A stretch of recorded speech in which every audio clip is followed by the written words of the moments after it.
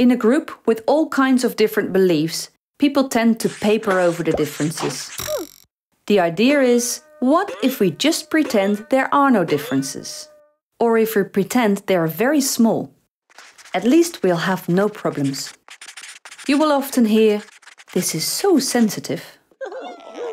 This in itself is quite a logical thought process. With disagreements, there is indeed always a danger that people go for each other's throats, or that the decision-making process is endless. Take the situation where a choice has to be made between A and B. What do you often see happening? To avoid hassles and decide quickly, a vote is taken. Who wants A and who wants B? A gets more votes.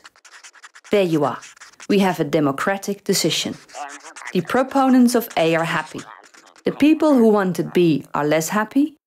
And we will never know how many people preferred C or D or something else. And if the leader simply imposes her view on the whole team, then there is no need to vote at all. We're done even faster. Ignoring minority views may lead to faster decision-making, but it also has some unpleasant consequences. The voices that are not heard don't actually disappear, but they are driven below the surface, as it were. Initially, you don't suffer much from such a small fry. But over time, the fry gets bigger and meaner. And the more things are left unsaid, the more crowded it gets down there. And eventually, you'll start to notice it resurfaces. If you're not allowed to talk about certain things, if you're not allowed to be yourself, then people feel insecure.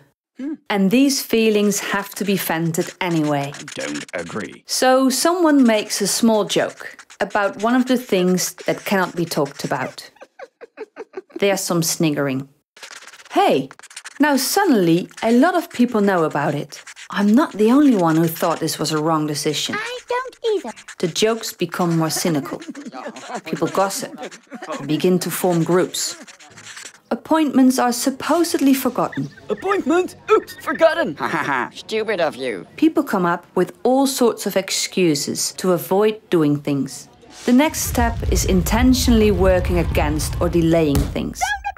Normal communication is, of course, no longer possible.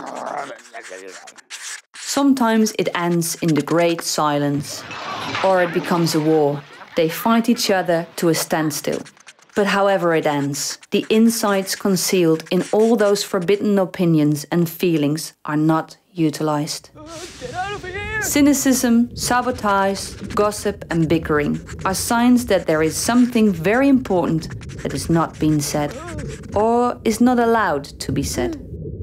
In such a situation, there's no choice but to wait until the tide goes out, so to speak, and see what's left over.